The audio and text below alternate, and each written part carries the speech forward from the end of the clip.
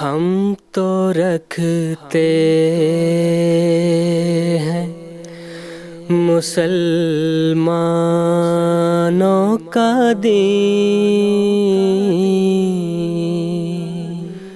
دل سے ہے خدا میں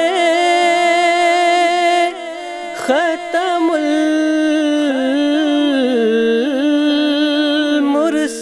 المرسلین، دل سے ہے خدا میں ختم المرسلین،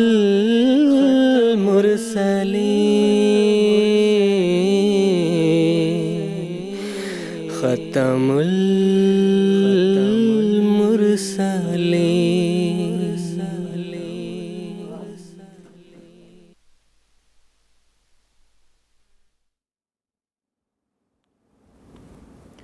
اعوذ باللہ من الشیطان الرجیم، بسم اللہ الرحمن الرحیم۔ ناظرین کرام، السلام علیکم ورحمۃ اللہ وبرکاتہ۔ ناظرین، آج 22 مارچ 2025 عیسوی ہفتے کا دن ہے۔ انڈیا میں اس وقت رات کے 10 بجے ہیں اور جی ایم ٹی کے مطابق اس وقت سپہر کے 4:30 بجے ہیں، اور ناظرین یہ وقت ہے پروگرام راہ ہدیٰ کا۔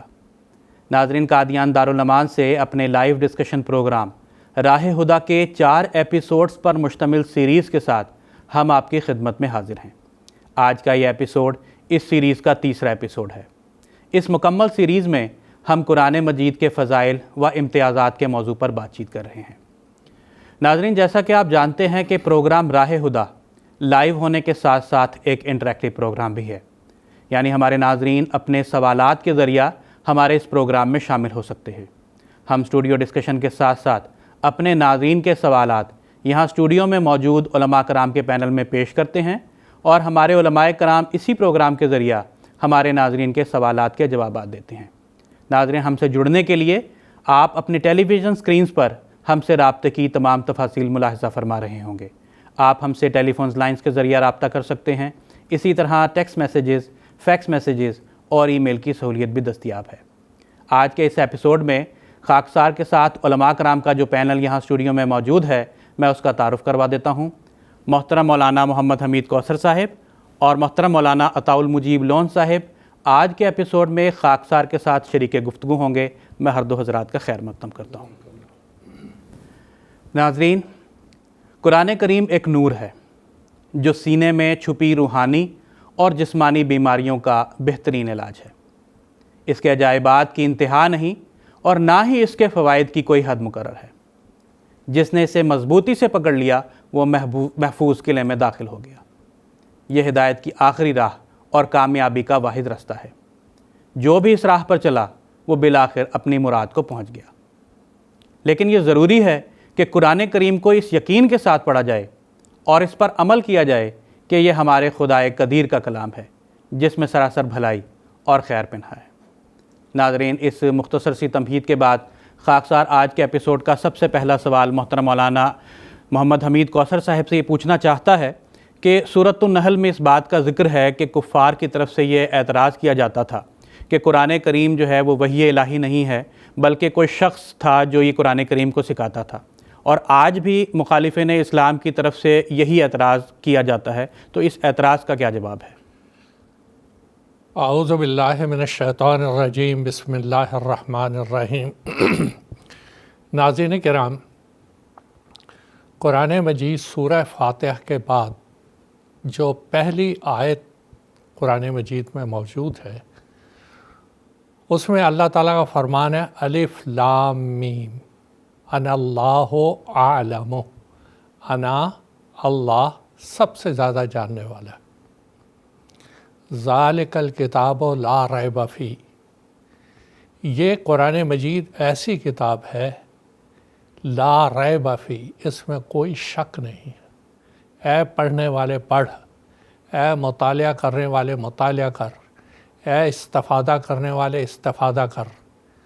یہ کتاب شک سے بھری ہے، کسی قسم کا کوئی شک نہیں ہے۔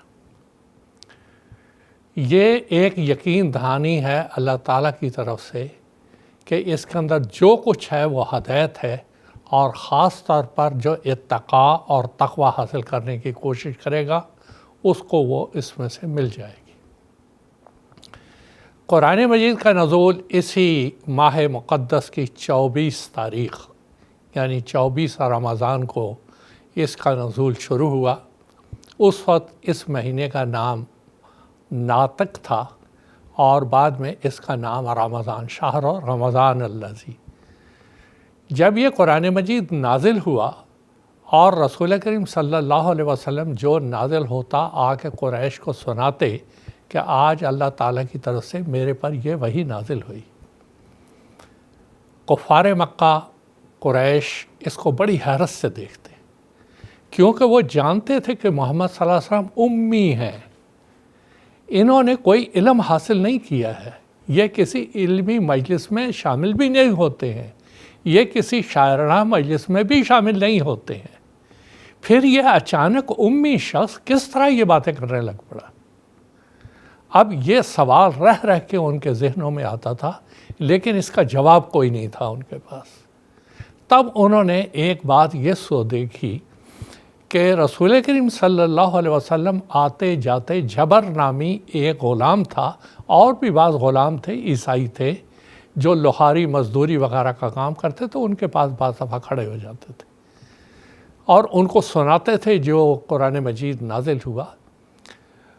تو ان کو شک ہوا کہ شاید یہ جبر اور یہ جو غلام ہے یہ ان کو سکھاتے ہیں، تو انہوں نے جا کے ان سے پوچھا، حل تعلم محمدن، کیا تو محمد صلی اللہ علیہ وسلم کو سکھاتا ہے؟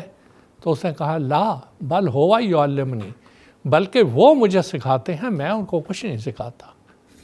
اب جب یہ بات ہو گئی تو اب ان کو یہ کوئی سمجھ نہیں آ رہی تھی کہ کس طرح لوگوں کو یہ سمجھائیں، تو انہوں نے یہ شک پیدا کرنا شروع کیا کہ محمد صلی اللہ علیہ وسلم کو یہ غلام سکھاتے ہیں اور یہ پھر اپنی طرف سے بات بنا کے کہ یہ اللہ نے مجھے کہی ہے اور یہ لوگوں کے سامنے پیش کرتے ہیں۔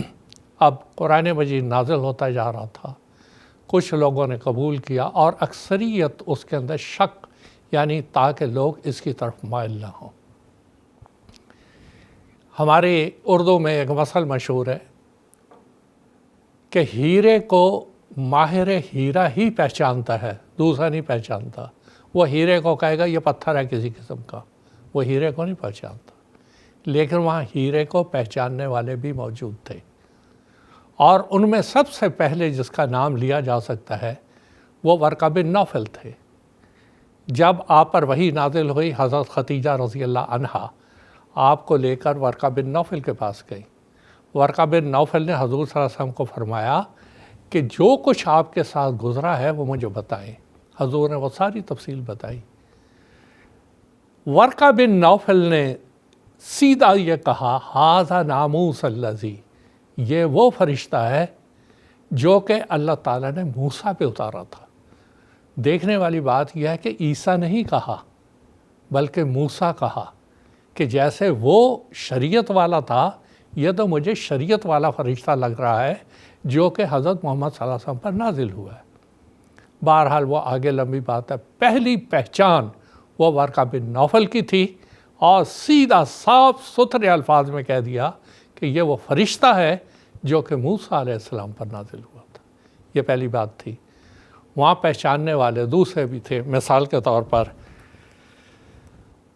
طفیل بن عمر، دوس قبیلہ تھا ایک بہت بڑا عراق کے پاس، وہاں کے تھے، وہ مکہ آئے۔ اب مکہ جس وقت وہ آئے تو قریش نے دیکھا یہ نیا آدمی ہے، یہ کہیں محمد صلی اللہ علیہ وسلم کی باتوں سے متاثر نہ ہو جائے، بہت اس کو سمجھایا۔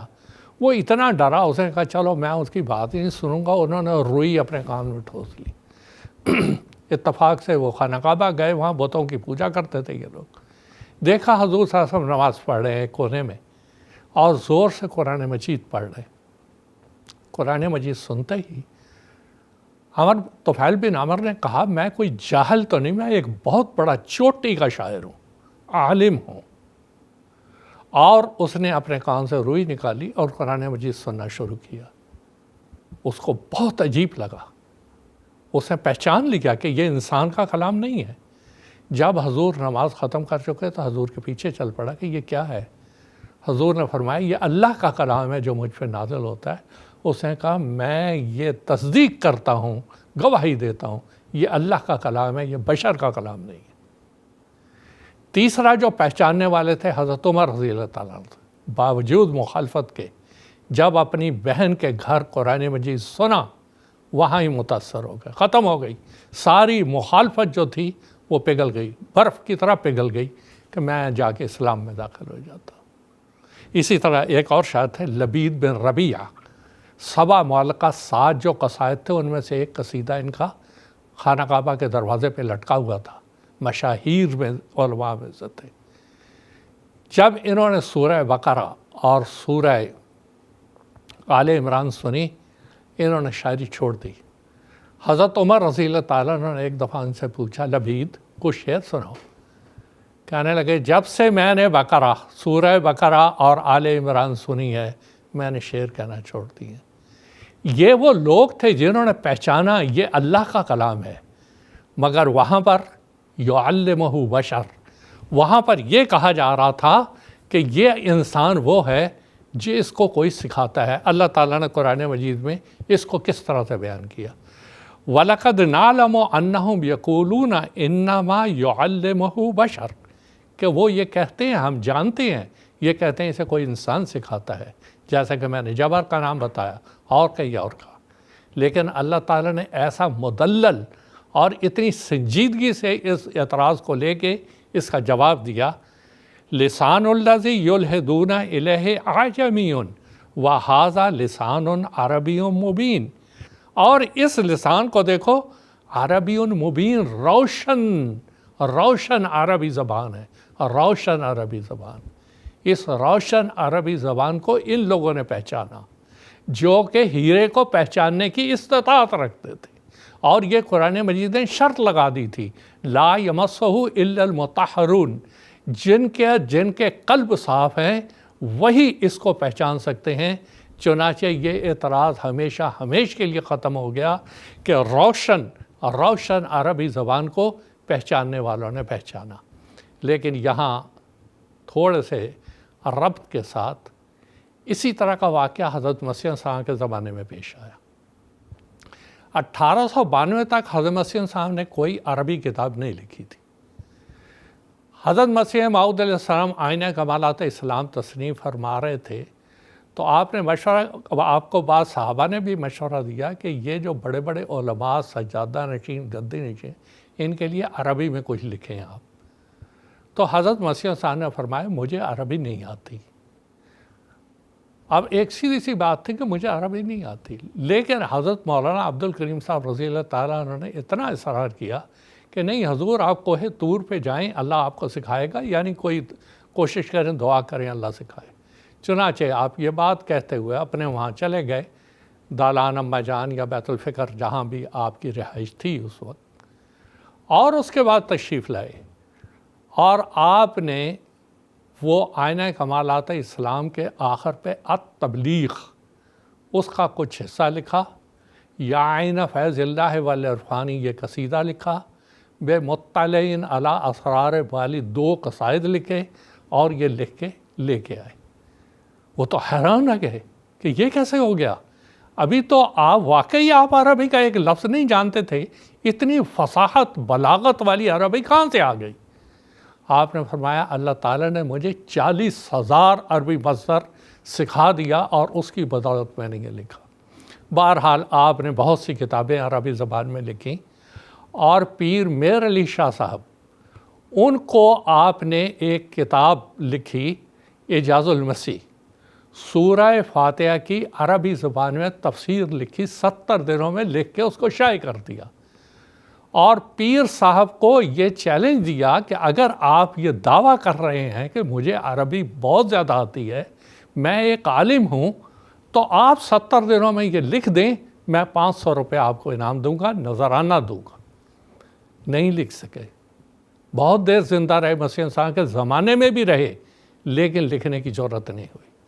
اسی طرح ثناء اللہ امرتسری، اس کے لیے حضرت مسیح صاحب نے مناظرہ مد کے بارے میں 500 سے زائد عربی شعر لکھے، القصیدۃ الاعجازیہ اعجاز احمدی، اور اس کو کہا میں نے یہ 12 دن میں یہ لکھا ہے، اگر تم 15 دن میں لکھ کے شائع کر دو تو میں تمہیں 10,000 روپے انعام دوں گا۔ نہیں لکھ سکے، باتیں کرتے رہے۔ اب جب یہ عربی کتابیں حضرت صاحب کی منظر عام پر آئیں، پھر وہی سوال یعلمہ بشر، اس کو کوئی سکھا رہا ہے پیچھے سے۔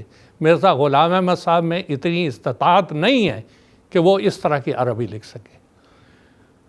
حضرت منشی ظفر احمد صاحب کپورتھلوی رضی اللہ تعالیٰ عنہ بیان کرتے ہیں کہ میں کپورتھلا سے قادیان آیا ہوا تھا، حضرت نصیر صاحب کا مہمان تھا اور بیت الفکر میں میرا قیام تھا، میں وہاں تھا۔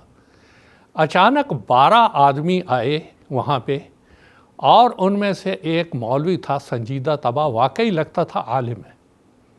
وہ میرے پاس آیا، کہنے لگا مرزا صاحب جو یہ کتابیں لکھتے ہیں کوئی عرب ہوں گے نا ان کے پیچھے جو ان کی مدد کرتے ہوں گے اور ان کو یہ لکھاتے ہوں گے۔ حضرت منشی صاحب کو بھی مذاق سوچا، کہنے لگا ہاں 2 آدمی ہیں، 2 آدمی ہیں جو ان کو سکھاتے ہیں، ایک تو وہ نابینا ہے، ایک جاہل حافظ معین، وہ سکھاتا ہے، اور ایک دوسرا ہے۔ حضرت صاحب اندر وہ دالان اماں جان میں تھے، سن رہے تھے یہ باتیں، بہت حضور ہنس پڑے گی کہ کیا کہہ رہے ہیں یہ۔ اگلے دن عصر کے بعد حضور مسجد مبارک میں تشریف فرما تھے، تو وہ آدمی آئے، وہ سارے کے سارے وہاں بیٹھے ہوئے تھے، اور اتنے میں حضرت صاحب نے فرمایا ان کو وہ علماء دکھا بھی دینے تھے نا جو میری مدد کرتے ہیں وہ۔ تو کہنے لگے کہ ٹھیک ہے میں دکھا دیتا ہوں ان کو۔ مولوی محمد چراغ اور معین الدین بالکل جاہل کھڑے کیے وہ سامنے کہ یہ ہیں جی۔ وہ دیکھ کے حیران کہ یہ جاہل بیچارہ لفظ بھی نہیں بول سکتا اور دوسرا نابینا، یہ کیا کرتا ہوگا۔ وہ بات ساری سمجھ گیا، وہاں سے سیدھا اٹھا، بازار گیا، تھال بھر کے مٹھائی اور شیرینی لایا، کہنے لگا حضور میرے سارے شکوک دور ہو گئے، میں بیعت کر کے جماعت میں شامل ہونا چاہتا ہوں۔ اور آپ کے اس کے ساتھ 12 اور نمبردار جو معززین تھے وہ بھی جماعت میں شامل ہوئے۔ بات وہاں سے شروع ہوئی، یعلمہ بشر، کہ اس کو کوئی سکھاتا ہے۔ یہ عقل میں نہیں آ رہا ہے کہ سکھانے والا اللہ تعالیٰ کی ذات ہے۔ خود مسیح موعود علیہ السلام اعتراف کر رہے ہیں کہ مجھے عربی اتنی نہیں آتی، اتنی فصیح و بلیغ کہ اس طرح کی میں کتابیں لکھ سکوں، اتنے اشعار لکھ سکوں، مگر اللہ تعالیٰ 40,000 مادہ عربی زبان کا مادہ آپ سمجھتے ہیں، ضربہ یضرب و ضربن، ضربن یہ مصدر ہے، یہ ایک سکھائیں گے تو اس سے کتنی عربی بنے گی، فعل، مصدر، اسماء، جو کچھ اس سے ہے فصاحت و بلاغت بنتی چلی جاتی ہے۔ تو اللہ تعالیٰ نے جو سکھایا اور اس کے بعد یہ سارے کی ساری کتابیں منظر عام پہ آئیں۔ حضرت مسیح موعود علیہ السلام بار بار یہ کہتے رہے کہ یہ سب مجھ کو محمد صلی اللہ علیہ وسلم کی اطاعت اور مطابعت میں ملا ہے، میں خدا نہ خواستہ کوئی ایسا اعلان نہیں کر رہا جیسا کہ قرآن مجید کا ہے، بلکہ قرآن مجید کی خدمت کے طور پہ یہ باتیں بیان کر رہا ہوں کہ جس خدا نے قرآن مجید نازل کیا تھا اسی خدا نے اس زمانے میں مجھے اس کے مفاہیم، اس کے مطلب، اس کی تفسیریں سکھائی ہیں، اور وہ میں دنیا کے سامنے اردو میں بھی پیش کر رہا ہوں اور عربی میں بھی پیش کر رہا ہوں۔ آج اعجاز المسیح کتاب سورہ فاتحہ کی جو عربی تفسیر ہے، بہت سے عرب پڑھ کر اس کو اللہ تعالیٰ کے فضل سے جماعت میں شامل ہوئے۔ تو یہ وہ جواب ہیں ان لوگوں کا جو کہ ہمیشہ شک پیدا کرنے کی کوشش کرتے ہیں اللہ کے کلام میں یا موجودہ زمانے میں حضرت مسیح صاحب کی کتابوں میں۔ تو اللہ تعالیٰ نے شروع میں ہی کہہ دیا تھا کہ میں اللہ تمہیں یقین دلاتا ہوں، لا ریب فیہ، اس میں کوئی شک نہیں ہے، اور نہ ہی حضرت مسیح صاحب کی کتابوں میں کوئی شک ہے، یہ یقین کی بات ہے۔ جتنا انسان دعا اور توجہ سے پڑھے گا حقائق اس کے سامنے آتے چلے جائیں گے۔ جزاکم اللہ تعالیٰ حسن الجزا۔ اسی تسلسل میں خاکسار کا اگلا سوال محترم مولانا عطاء المجیب لون صاحب سے یہ ہے کہ اللہ تعالیٰ نے قرآن مجید میں مخالفین اسلام کو مخاطب کرتے ہوئے یہ فرمایا ہے کہ اگر تم اس کے بارے میں کسی قسم کے کوئی شک میں ہو تو تم اس جیسی کوئی مثال لے کر آؤ۔ تو اس کی مزید وضاحت فرمانے کی درخواست ہے۔ جزاکم اللہ۔ بسم اللہ الرحمن الرحیم۔ قرآن مجید اللہ تعالیٰ کا ایسا عظیم الشان کلام ہے کہ اس سیریز میں بھی اللہ کے فضل سے اس کے تعلق سے ذکر ہو رہا ہے کہ قیامت تک کے لیے اللہ تعالیٰ نے تمام انسانیت کے لیے اس میں ہدایت میسر فرمائی ہے۔ حضرت نبی اکرم صلی اللہ علیہ وسلم کے زمانے میں جب اس کا نزول شروع ہوا، جیسا کہ ابھی ایک سوال کا بڑے مؤثر اور مفصل رنگ میں محترم مولانا کوثر صاحب نے جواب بیان فرمایا، اسی قسم کے سوالات اور اعتراضات اور شکوک و شبہات قرآن مجید کے متعلق پیدا کرنے کی کوشش کرتے تھے۔ تو انہی میں سے ایک یہ بھی ان کا اعتراض تھا جو لوگوں کے دلوں میں بھی وہ پیدا کرنے کی کوشش کرتے تھے کہ یہ قرآن مجید کے ذریعے تو شکوک پیدا ہوتے ہیں، طرح طرح کے شکوک و شبہات پیدا ہوتے ہیں۔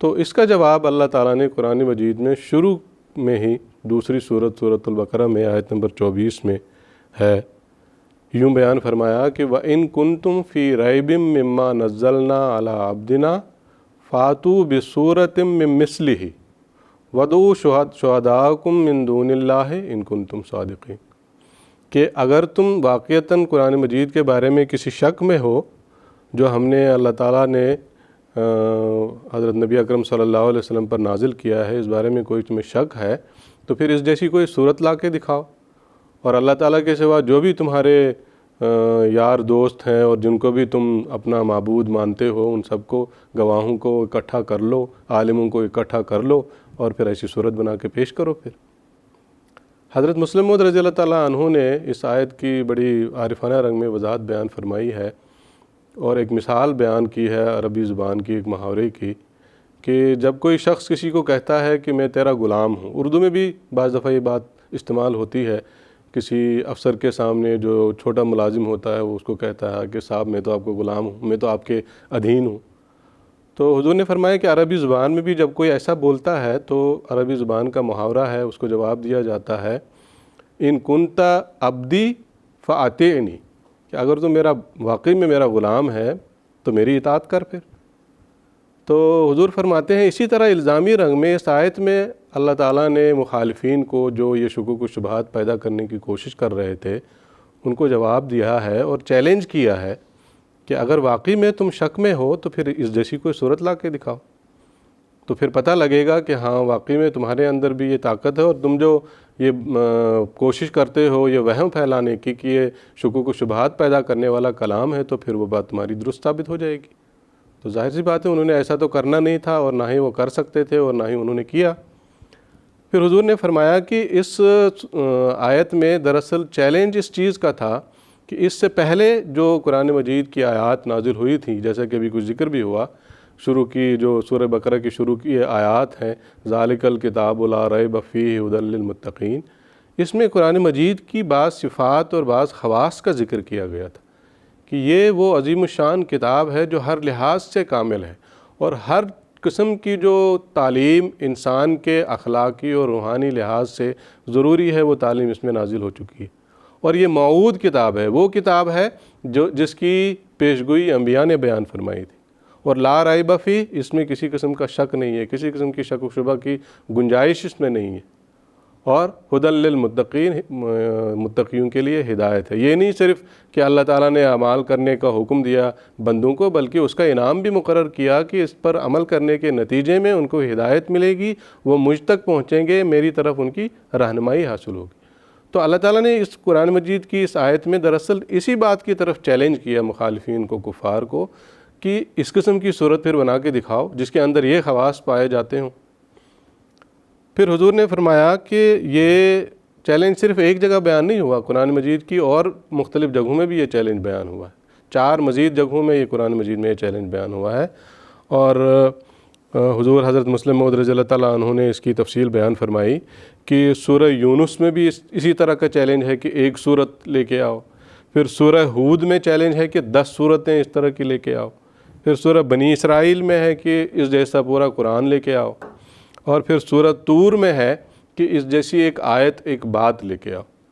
تو حضور نے فرمایا کہ بعض لوگ جو ہمارے مفسرین ہیں اس سے غلط استنباط کرتے ہیں کہ گویا اس کا مطلب ان جو مختلف قسم کے 5 چیلنجز مخالفین کو قرآن مجید کے حوالے سے دیے گئے ہیں، اس کا دراصل یہ مطلب ہے کہ پہلے پورے قرآن کا چیلنج دیا گیا، وہ پورا نہیں ہوا تو پھر 10 سورتوں کا چیلنج دیا گیا، وہ پورا نہیں ہوا تو پھر 1 سورت کا چیلنج دیا گیا، وہ بھی نہیں پورا کر سکے تو پھر 1 آیت یا 1 بات کا چیلنج دیا گیا، وہ بھی پورا نہیں ہو سکا۔ تو حضور نے فرمایا ایسی بات نہیں ہے، کیونکہ ان کی جو آیات کی نزول کی ترتیب ہے وہ اس طرح کی نہیں ہے کہ پہلے پورے قرآن کا چیلنج دیا گیا، پھر 10 کا، پھر 1 کا، پھر 1 بات کا، ایسا نہیں ہے۔ بلکہ حضور نے فرمایا کہ ان تمام آیات کا جس میں یہ چیلنج دیا گیا ہے ان کا الگ الگ اپنا مفہوم ہے۔ جہاں اللہ تعالیٰ نے پورے قرآن کا چیلنج دیا سورہ بنی اسرائیل میں، اس بارے میں حضرت مسلم موعود رضی اللہ تعالیٰ عنہ نے فرمایا کہ اس میں چونکہ یہ ضروری تھا کہ وہ قرآن کس قسم کا ہونا چاہیے، ایک حد بندی ضروری تھی تمثیل کی، مثل لانے کی، تو اس میں اللہ تعالیٰ نے فرمایا وَلَقَدْ صَرَّفْنَا لِلنَّاسِ فِي هَذَا الْقُرْآنِ مِنْ كُلِّ مَثَلٍ فَإِنْ كَانَ فَأَبَى أَكْثَرُ النَّاسِ إِلَّا كُفُورًا، کہ ہم نے قرآن مجید میں ہر قسم کی مثالیں بیان کر دی ہیں، لیکن اکثر لوگ انکار کی راہ سے، کفر کی راہ سے اس کا انکار کرتے ہیں۔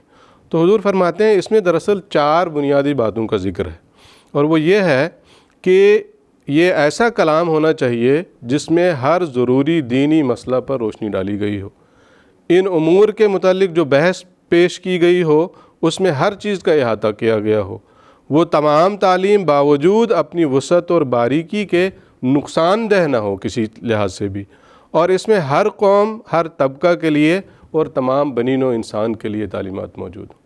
تو یہ جو پورے قرآن کا جو چیلنج دیا گیا مخالفین کو، حضور فرماتے ہیں کہ دراصل ان 4 باتوں کو ملحوظ رکھ کے یہ چیلنج دیا گیا کہ اس قسم کا کلام ہے جو تم نے پیش کرنا ہے، پیش کر سکتے ہو تو کر کے دکھاؤ۔ پھر حضور نے فرمایا سورہ ہود میں 10 سورتوں کا چیلنج کیا گیا مخالفین کو، تو وہاں بیان ہوا ہے کہ اس کے سیاق و سباق میں مخالفین نے یہ اعتراض کیا ہے کہ اس پر کوئی ملک، کوئی فرشتہ کوئی نازل نہیں ہوتا، بس یہ ایسی باتیں ہیں جیسے کہ بھی بیان بھی کیا گیا، اور کوئی خزانہ اس کے پاس نہیں ہے۔ تو اس کے جواب میں اللہ تعالیٰ نے 10 سورتیں لانے کا چیلنج کیا اور بتایا کہ اگر واقعی میں تم ایسا ہی سمجھتے ہو کہ کوئی اللہ تعالیٰ کا فرشتہ یہ کلام نازل نہیں کر رہا، اللہ کی طرف سے نازل نہیں ہو رہا، یہ افتراء ہے، تو تم بھی افتراء کر کے ایسی کوئی 10 صورتیں بنا کے پیش کر دو۔ اور خصوصاً اس میں مخالفین کا، کفار کا ایک یہ جملہ قرآن مجید کی اسی صورت میں درج ہے فَلَعَلَّكَ تَارِكٌ بَعْضَ مَا يُوحَىٰ إِلَيْكَ، کہ شاید کہ تو اس میں سے جو تجھ پر نازل ہو رہا ہے اس میں سے کچھ حصہ ترک کر دے۔ تو گویا کہ اس میں اس بات کا اظہار ہے کہ کچھ حصہ کے بارے میں وہ شکوک و شبہات کا اظہار کرنا چاہتے تھے۔ تو اللہ تعالیٰ نے چیلنج دیا کہ تم کچھ حصے اس جیسے جو کمزور حصے تمہیں لگتے ہیں اس جیسے کوئی 10 حصے لے لو اور اس جیسا کلام پیش کر کے دکھاؤ۔ پھر سورہ یونس کا چیلنج ہے، اس میں اللہ تعالیٰ نے دعویٰ کیا اور دعویٰ کے طور پر اس چیلنج کو پیش کیا۔ اللہ تعالیٰ اسی صورت میں سورہ یونس میں ہی اس چیلنج سے پہلے فرماتا ہے وَمَا كَانَ هَٰذَا الْقُرْآنُ أَن يُفْتَرَىٰ مِن دُونِ اللَّهِ وَلَٰكِن تَصْدِيقَ الَّذِي بَيْنَ يَدَيْهِ وَتَفْصِيلَ الْكِتَابِ لَا رَيْبَ فِيهِ مِن رَبِّ الْعَالَمِينَ۔ سورہ یونس کی آیت نمبر 38 ہے، اس میں 5 باتوں کا ذکر کیا گیا کہ جو چیلنج دیا گیا مخالفین کو کہ ایسی تعلیم پیش کرنی ہے جسے انسان بنا ہی نہ سکتا ہو، اور یہ ایسی تعلیم ہو جو پہلی کتب کی تصدیق کرنے والی ہو، پھر ایسی کتاب ہو جو پہلی کتب کے نامکمل احکام کو پورا کرنے والی ہو، اور پھر بالکل محفوظ اور انسانی دستبرد سے پاک رہنے والی ہو اور تمام زمانوں کے لیے ہو۔ تو یہ 5 چیلنج سورہ یونس میں بیان کیے گئے کہ اس جیسا کلام، اس جیسی کوئی صورت لے کے آؤ جو ان 5 باتوں کو پورا کرنے والی ہو۔ اور پھر آخری بات سورہ طور میں 1 آیت کا چیلنج دیا گیا، اس میں دراصل یہ پیشگوئی بیان کی گئی قرآن مجید کے بارے میں کہ یہ بہت زیادہ لکھی جائے گی، بہت زیادہ پڑھی جائے گی اور بہت زیادہ یہ پھیلے گی یہ کتاب۔ تو اس کے پیش کرنے کے بعد اللہ تعالیٰ نے یہ چیلنج پیش کیا مخالفین کے سامنے کہ تم بھی کوئی ایسی کوئی بات، کوئی ایسی کوئی پیش گوئی سامنے لا کے دکھاؤ، تو تمہارا جو دعویٰ ہے کہ قرآن مجید نعوذ باللہ جھوٹا ہے، افتراء ہے اور یہ شکوک و شبہات پیدا کرنے والا کلام ہے، تو پھر تمہاری بات سچی ثابت ہوگی۔ تو یہ سارے مختلف قسم کے چیلنج ہیں اور اب تک بھی قائم ہیں، نہ اس وقت پورے ہوئے اور نہ اب پورے ہوئے۔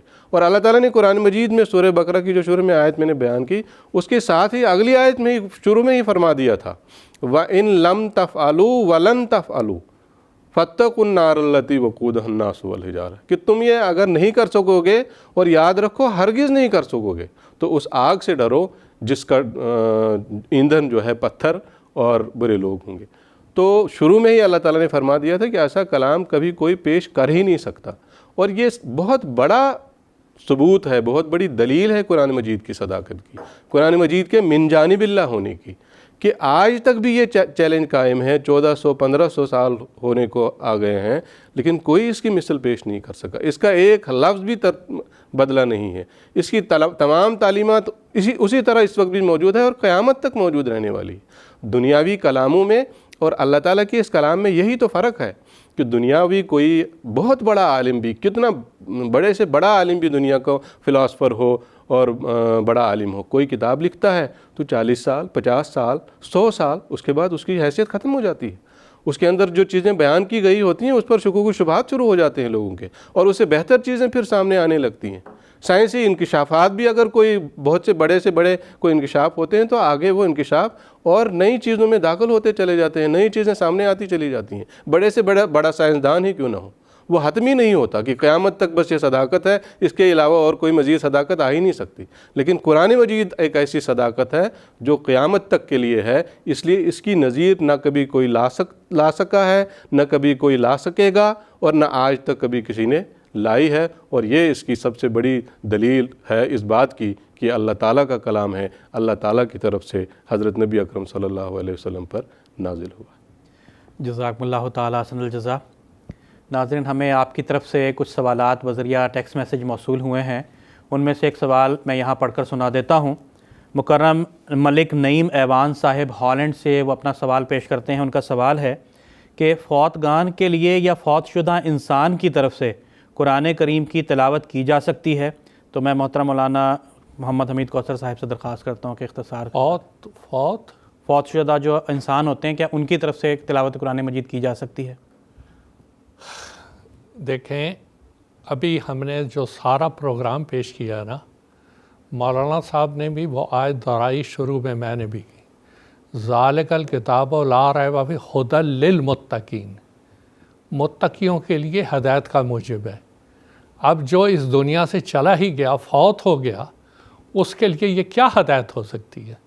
جو چلا ہی گیا اس کو سامنے پڑھ کے فائدہ کیا ہے؟ ایک بات ہمارے لیے نمونہ ہے، لقد کان لکم فی رسول اللہ اسوۃ حسنہ، سیدنا محمد صلی اللہ علیہ وسلم ہمارے لیے اسوہ حسنہ ہے۔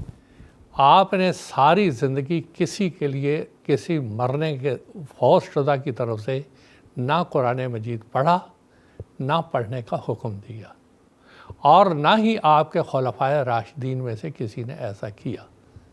پھر ایسا کرنے کا فائدہ کیا ہے؟ قرآن مجید ایک ہدایت ہے، ہدایت نامہ ہے، تعلیمات ہیں، ان کے اوپر عمل کرنے کا حکم ہے۔ ابھی بار بار یہی ہم دہراتے ہیں کہ قرآن مجید کے مطابق عمل کرنا۔ اب جو فوت ہو گیا وہ کیا اس کے اوپر عمل کرے گا؟ اور یہ اللہ تعالیٰ رسول کریم صلی اللہ علیہ وسلم نے آخری زمانے کے بارے میں فرمایا تھا، لا یبقى من القرآن الا رسمہ، کہ آخری زمانے میں قرآن مجید کی صرف رسوم، حروف باقی رہ جائیں گے اور کچھ باقی نہیں رہے گا۔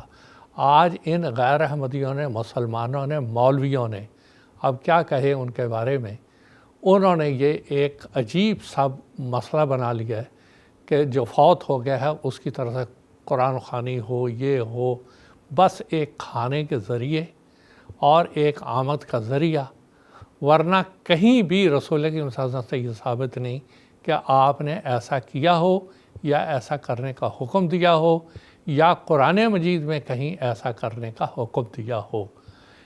یہ ضرور ہے کہ جانے والے کی مغفرت کے لیے دعا کرنا، اس کے درجات کی بلندی کے لیے دعا کرنا، وہ کرنا نہیں کسی نے۔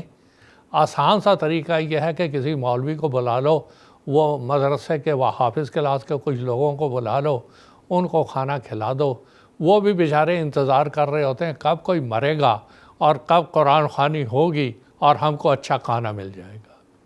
تو تو یہ ایک مذاق بنا کے رکھ لیا ہے۔ اس کا کہیں نہ اللہ تعالیٰ نے حکم دیا قرآن مجید میں، نہ رسول اکرم صلی اللہ علیہ وسلم نے حکم دیا، نہ خلفائے راشدین نے اس کے اوپر عمل کیا۔ اس لیے اس سے اجتناب کرنا چاہیے۔ قرآن مجید پڑھیں۔ ابھی حضور ایت اللہ تعالیٰ بن سن عزیز نے بھی پچھلے خطبے میں حضور نے فرمایا کہ قرآن مجید کا اور رمضان کا بڑا گہرا تعلق ہے، اور قرآن مجید رمضان میں سنانا اور سب سے بڑھ کر اس پہ عمل کرنا ضروری ہے۔ عمل کی توفیق مانگیں۔ جو جانے والا ہے اس کی مغفرت کے لیے دعا کریں، اس کی طرح سے پڑھنے سے کوئی فائدہ نہیں ہوگا۔ جزاکم اللہ تعالیٰ حسن الجزا۔ ناظرین، ایک اور سوال ہمیں بذریعہ ٹیکسٹ میسیج موصول ہوا ہے، وہ سوال بھی میں یہاں پڑھ کر سنا دیتا ہوں۔ ظفر محمود احمد صاحب کا سوال ہے۔ وہ سوال کرتے ہیں کہ خاکسار کی طرف سے راہ ہدیٰ کی ٹیم کو السلام علیکم ورحمۃ اللہ وبرکاتہ۔ سوال یہ ہے کہ سورہ بقرہ کی آیت نمبر 188 میں یہ ہے کہ وَكُلُوا وَاشْرَبُوا حَتَّى تَتَبَيَّنَ لَكُمُ الْخَيْطُ الْأَبْيَضُ مِنَ الْخَيْطِ الْأَسْوَدِ مِنَ الْفَجْرِ ثُمَّ أَتِمُّوا الصِّيَامَ إِلَى اللَّيْلِ، اور کھاؤ اور پیو یہاں تک کہ فجر کے ظہور کی وجہ سے صبح کی سفید دھاری رات کی سیاہ دھاری سے تمہارے لیے ممتاز ہو جائے، پھر روزے کو رات تک پورا کرو۔ تو وہ کہتے ہیں کہ خاکسار کا سوال ہے کہ میں نے ایک غیر جماعت مولوی سے سنا ہے کہ مغرب کی اذان کے ساتھ روزہ افطار کرنا جائز نہیں، کیونکہ اس میں رات تک کا ذکر ہے، کیونکہ قرآن کریم کے احکامات افضل ہیں نہ کہ حدیث کے، اس کی وضاحت فرما دیں۔ تو میں محترم مولانا اوطال مجیب لون صاحب سے درخواست کرتا ہوں کہ اختصار کے ساتھ اس سوال کا جواب۔ جی جزاکم اللہ۔ ویسے تو یہ فقہی مسئلہ ہے، فقہی مسائل کے تعلق سے ہمارا MTC پروگرام بھی نشر ہوتا ہے، اس میں بھی پوچھا جا سکتا ہے۔ بہرحال اختصار سے عرض کرتا ہوں۔ سب سے پہلی بات تو یہ ہے کہ میرے بھائی سے میں درخواست کروں گا کہ کسی غیر احمدی کی کہی ہوئی بات پہ آپ نہ جائیں۔ جماعت احمدیہ کا اس بارے میں اور ہر چیز کے بارے میں اللہ تعالیٰ کے فضل سے تعلیمات موجود ہیں۔ حضرت مسیح موعود علیہ السلام نے ہمارے سامنے ہدایت کے ذرائع بیان کیے ہوئے ہیں باقاعدہ کشتی نوح میں، کہ ہدایت کے 3 ذرائع ہیں، قرآن مجید، سنت اور حدیث۔ ایسا نہیں ہے کہ حضرت صلی اللہ علیہ وسلم کی احادیث کو بالکل ہم ترک کر دیں۔ حضور علیہ السلام نے بلکہ یہاں تک فرمایا ہے کہ اگر کوئی ضعیف سے ضعیف حدیث بھی ہے اور وہ قرآن مجید کی تائید کرنے والی ہے تو اس پر ہم نے عمل کرنا ہے۔ یہ نہیں ہے کہ ہم نے حدیث کو چھوڑنا ہے۔ ہاں، اگر کوئی صحیح سے صحیح حدیث بھی ہے اور وہ قرآن مجید کے خلاف ہے تو پھر ہم اس پر عمل نہیں کریں گے۔ تو حدیث بھی بہرحال ہدایت کا ذریعہ ہے۔ حضرت صلی اللہ علیہ وسلم کی بیان فرمودہ حدیث پر ہم نے عمل کرنا ہے۔ تو یہ جو سوال بہرحال ان کا ہے کہ اتم الصیام الی اللیل کا مفہوم کیا ہے، تو اس سلسلے میں عرض یہ ہے کہ دیکھیں، دن اور رات کا تعلق سورج سے ہے۔ سورج طلوع ہوتا ہے تو دن شروع ہوتا ہے، اور سورج جب غروب ہوتا ہے تو دن ختم ہو جاتا ہے۔ تو جب دن ختم ہو گیا تو رات شروع ہو گئی۔ تو وہی اتم الصیام الی اللیل کا یہی مفہوم ہے کہ رات جب شروع کا حصہ جو ہے رات کا وہ سورج کا غروب ہونا ہے۔ یہ نہیں ہے کہ پورا اندھیرا چھا گیا تو اس کو ہم رات کا مفہوم، پھر تو ہم 12 بجے تک لے جائیں گے پھر روزے کو۔ کوئی کہے گا کہ نہیں جی عشاء کے وقت ہم روزہ افطار کریں گے، کوئی کہے گا نہیں جی پوری رات آنے دیں اس کے بعد کریں گے۔ تو پھر تو یہ توہمات جو ہیں یہ تو بڑھتے چلے جائیں گے۔ تو دراصل بات یہ ہے کہ رات شروع ہونے کا وقت سورج کا غروب ہونا ہے، اور حضرت صلی اللہ علیہ وسلم نے اس بارے میں واضح طور پر بیان فرمایا ہے کہ اذا اقبل اللیل و ادبر النہار، کہ جب دن ختم ہو جائے، رات شروع ہو جائے اور دن ختم ہو جائے، فقد افطر الصائم، تو اس وقت جو روزہ دار ہے وہ افطار کرتا ہے، اور اس وقت روزہ دار کو افطار کرنا چاہیے۔ تو ابتدا جو رات کی ہے وہ سورج کے غروب ہونے کے وقت ہوتی ہے۔ حضرت مسلم موعود رضی اللہ تعالیٰ عنہ کی ایک بات بیان کر کے اپنی بات کو ختم کرتا ہوں۔ دراصل یہ جو ہے اس قسم کے علماء جو ہیں یا بعض لوگ جو ہیں وہم میں مبتلا ہو جاتے ہیں کہ اس کا کیا مفہوم ہے، پھر بات کو کہیں سے کہیں کھینچ کے لے جاتے ہیں۔ تو حضرت مسلم موعود رضی اللہ تعالیٰ عنہ نے ایک شخص کی مثال بیان فرمائی ہے اس حوالے سے کہ ایک شخص نیت، جو نماز کے پیچھے ہم نیت کرتے ہیں امام کے پیچھے، تو وہ نیت کرتا تھا، اس کو اس پر شک رہتا تھا کہ پتہ نہیں میری نیت ہوئی کہ نہیں۔ پھر اس نے شروع کیا ہے، اس نے امام کو انگلی لگانی شروع کر دی کہ اس امام کے پیچھے میں یہ فلاں نماز شروع کرتا ہوں۔ اس پر بھی اس کو وہم ہوتا رہا کہ پتہ نہیں میری نماز ہوئی کہ نہیں۔ تو کہتے ہیں کہ پھر وہ دھکے ہی مارنے لگا اس امام کو۔ تو وہم انسان کو یہاں لے جاتا ہے۔ تو وہم میں پڑھنے کی ضرورت نہیں ہے، اس بارے میں باقاعدہ قرآن مجید نے فرما دیا الی اللیل، حضرت صلی اللہ علیہ وسلم کی سنت موجود ہے، حضرت صلی اللہ علیہ وسلم کی احادیث موجود ہے، اور جماعت کا اس بارے میں واضح موقف موجود ہے کہ نماز مغرب کی اذان یعنی غروب آفتاب کے وقت افطار کرنا چاہیے، اور وہی ہمارا طریق ہے، اسی پر ہمیں عمل کرنا چاہیے۔ جزاکم اللہ تعالیٰ حسن الجزا۔ پروگرام کو آگے بڑھاتے ہوئے خاکسار کا اگلا سوال محترم مولانا محمد حمید کوثر صاحب سے یہ ہے کہ توریت، انجیل اور اسی طرح دوسری مذہبی کتب کی موجودگی میں قرآن مجید کے نزول کی کیا ضرورت تھی؟ اس کی کچھ وضاحت فرمائیں۔ جس وقت قرآن مجید اللہ تعالیٰ نے نازل فرمایا ہے، اس وقت صورتحال یہ تھی کہ تمام یہ جتنی بھی مذہبی کتابیں یا دینی کتابیں تھیں، یہ ساری کے ساری ایسی تھیں جو اپنی اصل حالت پہ باقی نہیں رہی تھیں۔ ان میں انسانی ہاتھ نے بہت تغیر و تبدل کر دیا تھا۔ بعض مثال کے طور پہ تورات ہے، وہ تو بالکل ہی تلف ہو گئی تھی، اس کا وجود ہی ختم ہو گیا تھا، وہ تو یادداشت پر پھر دوبارہ لکھی گئی۔ اسی طرح اناجیل ہیں، اناجیل بھی بہت سی تھیں، اس میں سے پھر منتخب کر کے وہ لکھی گئیں۔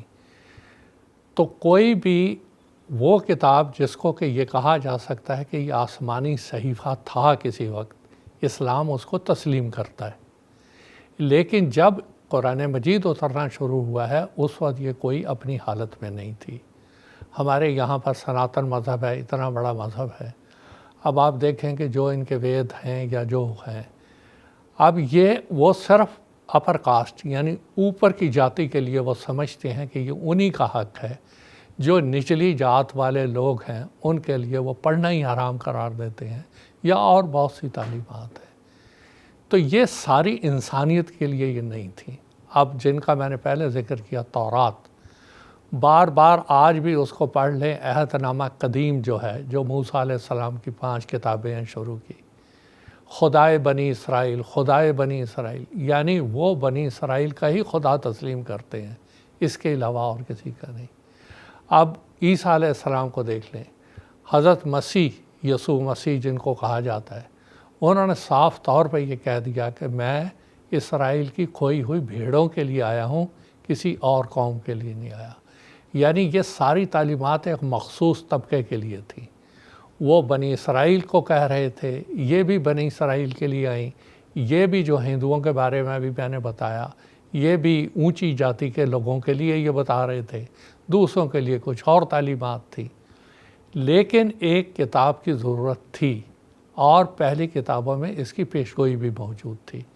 مثال کے طور پہ حضرت موسیٰ علیہ السلام نے پیشگوئی فرمائی تھی، جن کو اللہ تعالیٰ نے جیسے کہا، انہوں نے آگے بتایا، میں تجھ تیرے بھائیوں میں سے ایک نبی برپا کروں گا۔ اللہ تعالیٰ موسیٰ علیہ السلام کو کہہ رہا ہے کہ میں تیرے جیسا تیرے بھائیوں میں سے، اب یہ 2 بھائی تھے، بنی اسرائیل اسحاق علیہ السلام کی اولاد، بنی اسماعیل اسماعیل علیہ السلام کی اولاد۔ اب بھائی جو تھے وہ اسماعیل کی نسل تھی، بنی اسرائیل میں سے تو وہ خود تھے۔ اب جو بھائی کی بات کہی جا رہی ہے، وہ اسماعیل علیہ السلام میں سے ایک نبی آئے گا جو تجھ سا صاحب شریعت ہوگا۔ پھر اس کے بارے میں اللہ تعالیٰ نے وہ اسی میں لکھا ہے کہ میں اپنا کلام اس کے منہ میں ڈالوں گا، یعنی میں، اللہ تعالیٰ کہہ رہا ہے کہ اپنا کلام اس کے منہ میں ڈالوں گا۔ اور آپ دیکھیں کہ قرآن مجید یہ اللہ کا کلام ہے جو اللہ تعالیٰ نے حضرت محمد صلی اللہ علیہ وسلم کے سینے میں جبرائیل علیہ السلام کی طرح نازل کیا اور آگے دنیا میں وہ پھیلایا۔ اب جب ہم یہ کہتے ہیں کہ یہ کتابیں ساری موجود تھیں مگر اسلام یہ کہتا ہے، اور حضرت مسیح صلی اللہ علیہ وسلم نے اس کی بڑی وضاحت کی ہے کہ ہم ان کتب کا انکار نہیں کرتے، لیکن سوال یہ ہے کہ یہ ساری کی ساری کتابیں ایسی تھیں جو کہ اپنی اصلی حالت میں باقی نہیں رہیں، ایک بات۔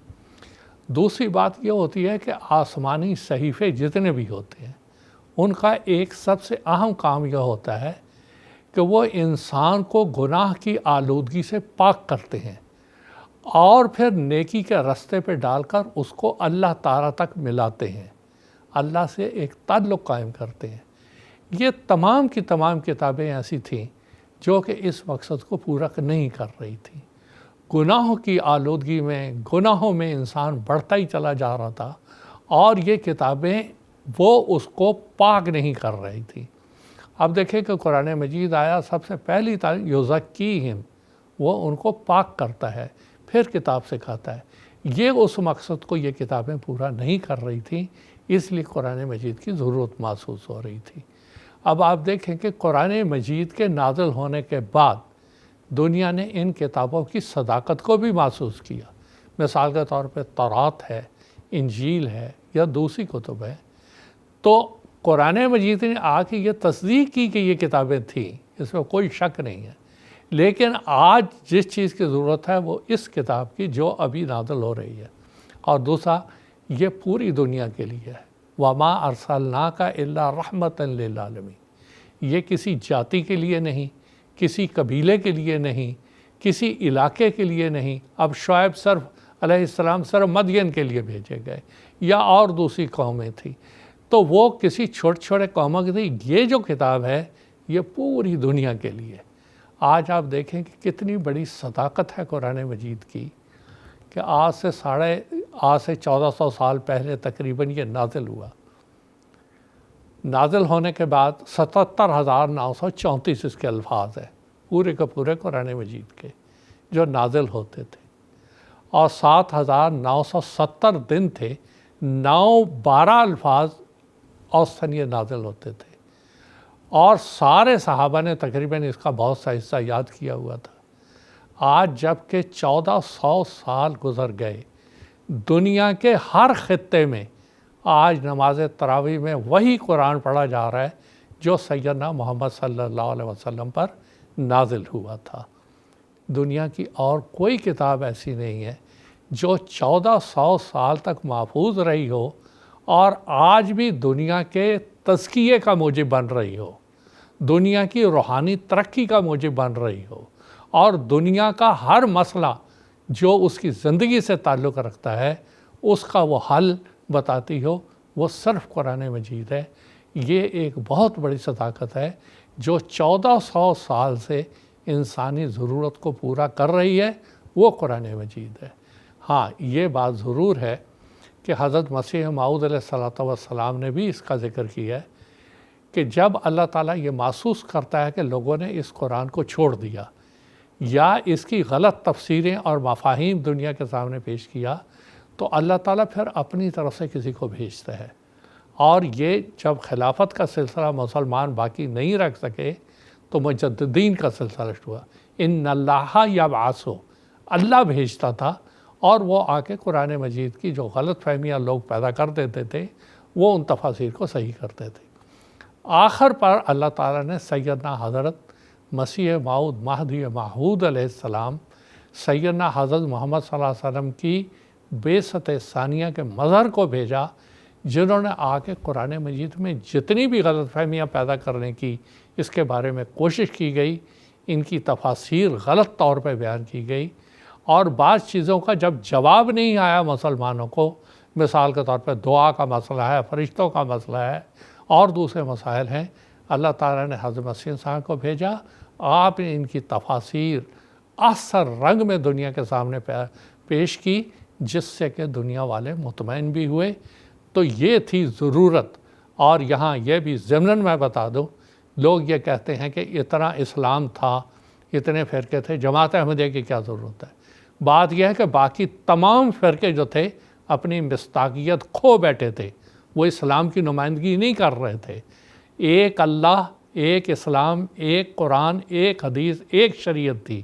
وہاں ضرورت پڑی کہ اللہ تعالیٰ نے جماعت احمدیہ کو قائم کیا، اور آج جب کہ ہم یہ پروگرام پیش کر رہے ہیں، کل 23 مارچ 1889 کو حضرت مسیح صاحب نے اس جماعت کی بنیاد اس لیے رکھی تھی کہ یہ وہ اصل اسلام ہے جس کی بنیاد سیدنا محمد صلی اللہ علیہ وسلم نے مکہ اور مدینہ میں رکھی تھی۔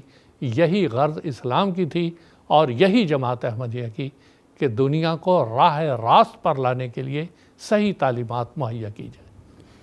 جزاکم اللہ تعالیٰ حسن الجزا۔ خاکسار کا اگلا سوال محترم مولانا عطاء المجیب لون صاحب سے یہ ہے کہ اکثر غیر احمدی علماء اور مفسرین یہ کہتے ہیں، اور ان کا یہ عقیدہ ہے کہ قرآن مجید میں بہت سی آیات ناسخہ ہیں اور بہت سی ایسی بھی آیات ہیں جو منسوخ ہیں۔ تو جماعت احمدیہ اس عقیدہ کے متعلق جو تردید بیان کرتی ہے اس کی وضاحت فرمانے کی درخواست ہے۔ جی، قرآن مجید میں سورۃ البقرہ کی آیت نمبر 107 ہے، اس کے الفاظ یہ ہیں کہ ما ننسخ من آیت او ننسہا ناتی بخیر منہا او مثلہا، کہ جب بھی ہم کسی آیت کو منسوخ کرتے ہیں یا اس کو بھلا دیتے ہیں تو ہم اس سے بہتر یا اس جیسی آیت لے کر آتے ہیں۔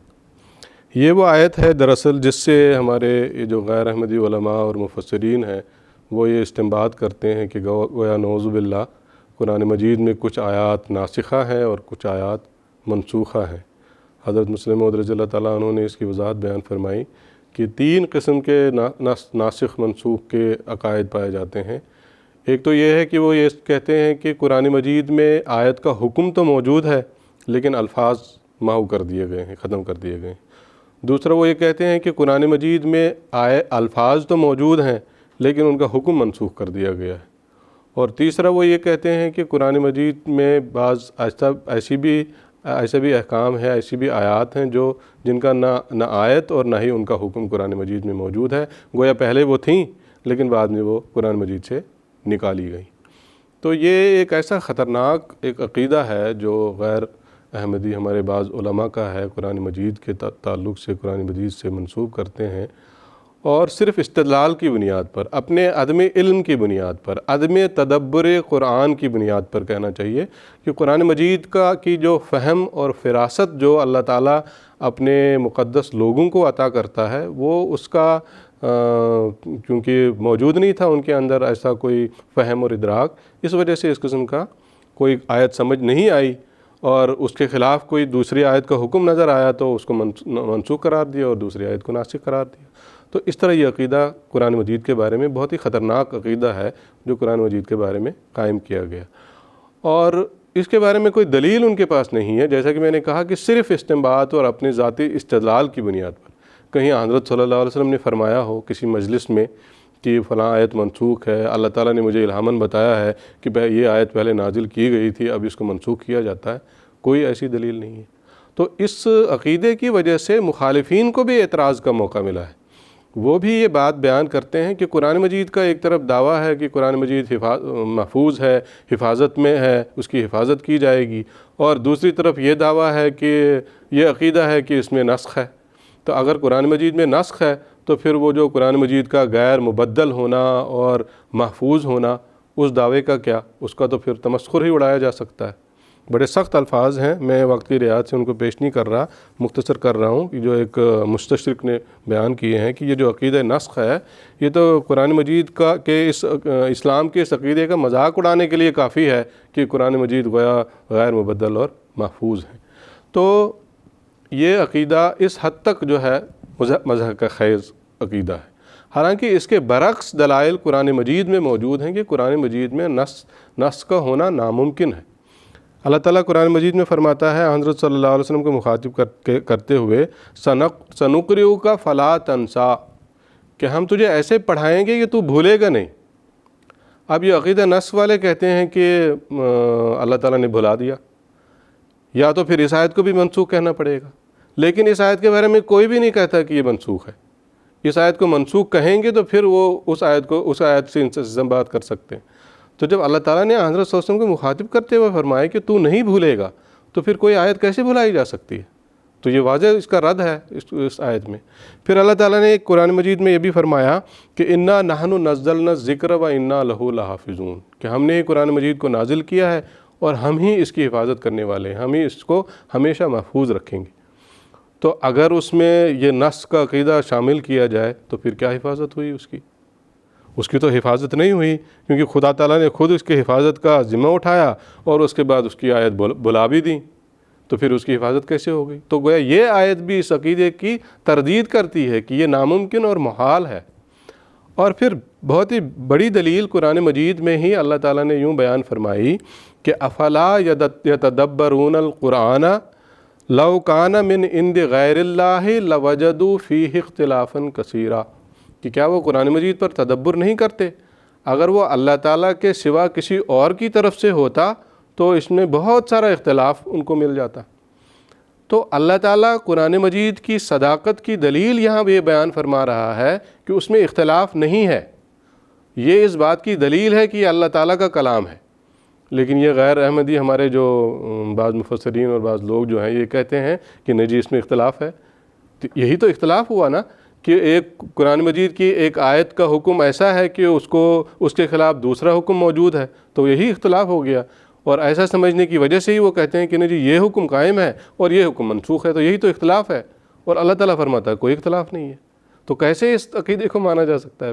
تو پھر حضرت صلی اللہ علیہ وسلم نے بھی اس کے بارے میں فرمایا کہ ان القرآن لم ینزل یکذب بعضہ بعضا بل یصدق بعضہ بعضا. مسند احمد کی یہ حدیث ہے کہ قرآن مجید اس طرح پر نازل نہیں ہوا کہ اس کا بعض حصہ دوسرے حصے کو جھٹلائے, بلکہ اس طرح نازل ہوا ہے کہ اس کا کچھ حصہ کسی اور حصے کی تصدیق کرنے والا ہے. اور ایک جگہ یہ الفاظ استعمال فرمائے کہ یفسر بعضہ بعضا, کہ قرآن مجید کا ایک حصہ دوسرے حصے کی تفسیر کرتا ہے, تکذیب کبھی نہیں کرتا. تو یہ تو تکذیب ہی ہوئی کہ ایک حکم کو جو ہے ناسخ منسوخ کر دیا اور دوسری آیت جو ہے اس میں اس کو ناسخ قرار دیا گیا. تو یہی تو تکذیب ہوتی ہے. حالانکہ حضرت صلی اللہ علیہ وسلم فرماتے ہیں, قرآن مجید نے بھی فرمایا اور حضرت صلی اللہ علیہ وسلم نے فرمایا, ایسا ممکن نہیں ہے کہ قرآن خود ہی اپنی تکذیب کر رہا.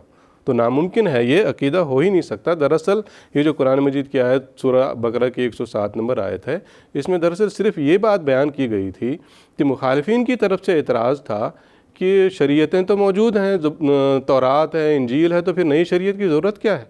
تو اللہ تعالیٰ نے اس کا جواب دیا تھا یہاں کہ جب بھی ہم کوئی آیت منسوخ کرتے ہیں یا کوئی بھلا دیتے ہیں, اب جو پرانی شریعتیں ہیں ان میں سے بہت ساری آیات منسوخ ہو گئیں قرآن مجید کے نزول کے نتیجے میں, اور کچھ ایسی باتیں جو بھلا دی گئی تھی, تحریف کی وجہ سے تبدیل کر دی گئی تھی وہ شریعتیں, ان بھولی ہوئی آیات کو اللہ تعالیٰ نے دوبارہ قرآن مجید میں نازل کیا. یہ دراصل اس آیت کا مفہوم تھا. لیکن اس کو نہ سمجھنے کے نتیجے میں ناسخ اور منسوخ کا عقیدہ گھڑا گیا, اور 5 آیات سے لے کر 1100 آیات تک ناسخ اور منسوخ قرار دی گئی. اب بتائیے اتنی بڑی تعداد, تو قرآن مجید کا کیا اعتبار رہا پھر؟ قرآن مجید کی صداقت کی جیسے میں نے بھی ذکر کیا, دلیل ہی یہ ہے کہ اس میں اختلاف نہیں ہے. 23 سال تک حضرت صلی اللہ علیہ وسلم پر نازل ہوا قرآن مجید, لیکن پہلے دن سے جو نازل ہونا شروع ہوا 23 سال کے اختتام تک, اس کے بیچ میں آدمی کوئی بات کرتا ہے تو 2 سال کے بعد بھول جاتا ہے. لیکن اللہ تعالیٰ نے دلیل قرار دیا کہ یہ نہیں بھلایا جائے گا, اس میں کوئی اختلاف نہیں ہوگا. یہی اس کی دلیل ہے. اور اسی دلیل کے الٹ یہ عقیدہ کتنا خطرناک عقیدہ ہے. لیکن ہم پر اللہ تعالیٰ کا احسان ہے, اللہ تعالیٰ کا فضل ہے. حضرت اقدس مسیح موعود علیہ الصلوۃ والسلام کی بعثت کے نتیجے میں اس عقیدے کو آپ علیہ الصلوۃ والسلام نے بالکل کالا دم کہنا چاہیے قرار دیا. اور حضرت مسلم موعود رضی اللہ تعالیٰ عنہ نے فرمایا کہ اگر صرف اسی عقیدے کی حقیقت آپ بیان فرماتے تو یہی آپ کی نبوت کے لیے کافی تھا. بہرحال وقت تھوڑا ہے, میں آخر میں 2 لائن کا اقتباس سے حضرت مسیح موعود علیہ الصلوۃ والسلام کا پڑھ کے ختم کرتا ہوں.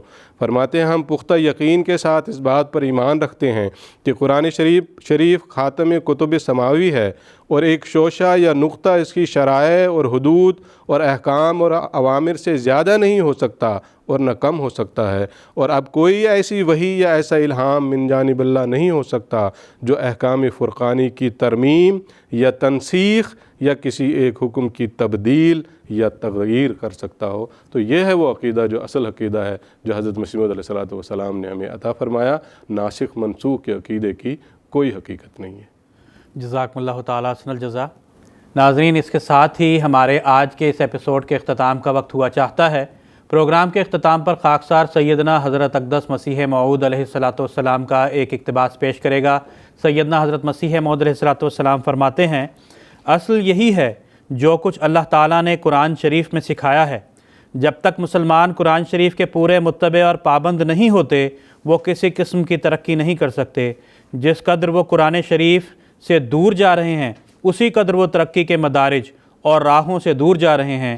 قرآن شریف پر عمل ہی ترقی اور ہدایت کا موجب ہے. ملفوظات جلد نمبر 4 صفحہ 379 ایڈیشن 2003 مطبوعہ ربوہ. ناظرین, اس کے ساتھ ہی ہمارا آج کا یہ ایپیسوڈ اختتام پذیر ہوتا ہے. انشاءاللہ تعالیٰ اگلے ایپیسوڈ میں اسی موضوع پر بات چیت کو جاری رکھیں گے.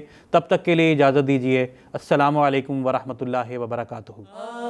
لوگوں کے یہی نور خدا پاؤ.